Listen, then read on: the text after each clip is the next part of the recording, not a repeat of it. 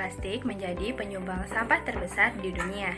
Khususnya di Indonesia, plastik yang dihasilkan mencapai 64 juta ton per tahunnya. Dan sebagian besar sampah berasal dari kemasan. Pada tahun 2015, sampah plastik terbanyak di dunia berasal dari sampah kemasan sebesar lebih dari 146 juta ton. Di video kali ini kita akan bahas jenis-jenis plastik dan kegunaannya pada kemasan. Selain itu, kami juga akan menjelaskan tentang bahaya jenis-jenis plastik tersebut pada manusia. Jadi, gimana watching? Plastik merupakan salah satu material yang paling banyak digunakan untuk kemasan. Sifatnya ringan, murah, dan mudah dicari, menjadikan plastik sangat digemari. Tapi tahukah kalian jika kemasan plastik menjadi penyumbang sampah paling banyak di laut? Pada tahun 2015, sebanyak 3,2 juta ton sampah kemasan plastik dihasilkan. Bahkan, manusia juga dapat terkena dampaknya. Sampah plastik yang mengecil atau juga disebut dengan mikroplastik dapat termakan ikan. Lalu jika ikan tersebut dimakan oleh manusia, maka zat mikroplastik dapat berpindah dari ikan ke manusia. Faktanya, para peneliti menemukan zat mikroplastik pada feses manusia. Maka dari itu, yuk lihat plastik. Di kehidupan sehari-hari, seringkali kita melihat penggunaan plastik yang kurang tepat, seperti mengemas makanan dan minuman menggunakan kemasan yang tidak food grade. Contohnya, bakso dan seblak yang dikemas menggunakan plastik kresek, bubur yang dikemas menggunakan styrofoam, dimsum yang dikemas menggunakan mika, dan lain-lain. Yang membuatnya berbahaya adalah makanan tersebut dikemas dalam kondisi panas. Hal tersebut dapat menyebabkan rantai polimer pada plastik tersebut terputus dan berpindah ke dalam makanan. Dan apabila masuk ke tubuh manusia akan berbahaya dalam jangka panjang. Nah, setelah ini akan dijelaskan jenis-jenis dan kegunaan plastik. Yang pertama ada PET. PET merupakan jenis plastik yang memiliki lambang nomor 1. PET biasanya digunakan untuk mengemas air mineral, botol kecap, ataupun saus.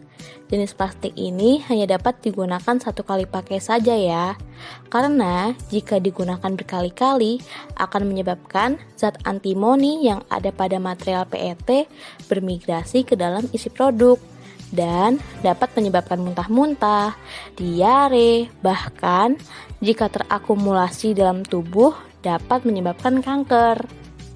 Selanjutnya, jenis plastik nomor 2 yaitu HDPE atau High Density Polyethylene. Plastik jenis ini biasa digunakan untuk kemasan kosmetik, galon, serta kemasan produk pembersih rumah. HDPE memiliki sifat bahan yang lebih kuat, keras, buram, dan lebih tahan terhadap suhu. Namun, HDPE dianjurkan untuk sekali pemakaian karena dapat melepaskan senyawa antimoni trioxide yang meningkat seiring waktu pemakaian, yang dapat menyebabkan permasalahan iritasi kulit dan saluran pernafasan. Sedangkan pada wanita dapat meningkatkan permasalahan menstruasi dan juga keguguran. Selanjutnya, jenis plastik nomor 3 yaitu PVC atau polyvinyl klorida. Plastik ini yang paling sulit untuk didaur ulang. Biasa ditemukan pada plastik pembungkus dan botol-botol seperti botol deterjen, sabun, sampo, dan sebagainya.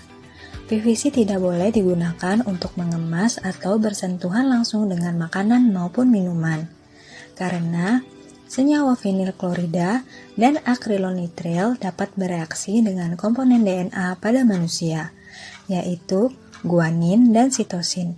Sedangkan denin dapat bereaksi dengan akrilonitril yang juga dapat berpotensi menyebabkan kanker pada manusia. Selain itu, PVC juga mengandung senyawa yang berbahaya seperti bisphenol A, ftalat, timbal, dioksin, merkuri, dan kadmium yang juga dapat menimbulkan permasalahan kesehatan seperti permasalahan ginjal, hati, penurunan berat badan, gejala alergi pada anak-anak, iritasi saluran pencernaan, dan gangguan sistem hormon. LDPE atau Low Density Polyethylene merupakan jenis termoplastik yaitu jenis plastik yang bisa diolah lewat pemanasan dan pendinginan. Karakteristiknya relatif tipis, lentur, jernih, dan ringan sehingga mudah dijadikan beragam material atau produk. LDPE biasanya digunakan untuk kantong plastik supermarket, kemasan roti, kemasan frozen food, dan lain-lain.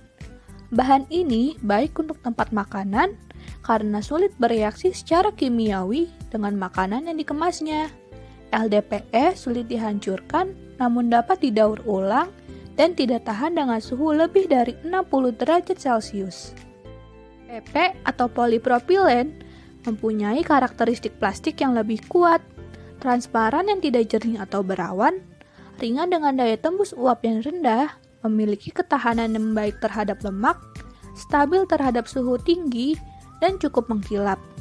PP ini biasanya digunakan pada tutup botol, kemasan margarin, kemasan yogurt, serta botol bayi.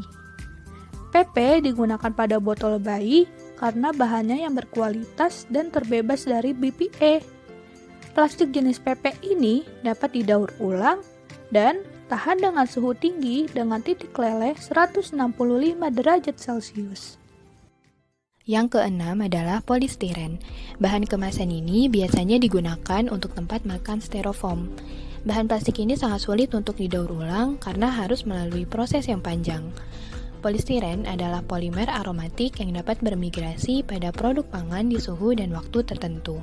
Bahan ini, jika ada pada tubuh manusia pada jumlah yang banyak, akan berbahaya pada kesehatan otak, mengganggu hormon estrogen, dan mengganggu pertumbuhan manusia. Dan yang terakhir adalah others. Kode nomor 7 ini terdiri dari beberapa jenis plastik seperti polikarbonat, stiren akrilonitril, akrilonitril butanit stiren, dan juga nilon. Di antara semuanya, yang berbahaya untuk digunakan adalah polikarbonat. Kenapa? Karena polikarbonat dapat mengeluarkan bahan utama, yaitu bisphenol A ke dalam suatu makanan atau minuman ketika dalam keadaan hangat atau panas. Bisphenol A ini dapat merusak sistem hormon, kromosom, penurunan produk sperma, dan juga adanya perubahan pada fungsi imunitas.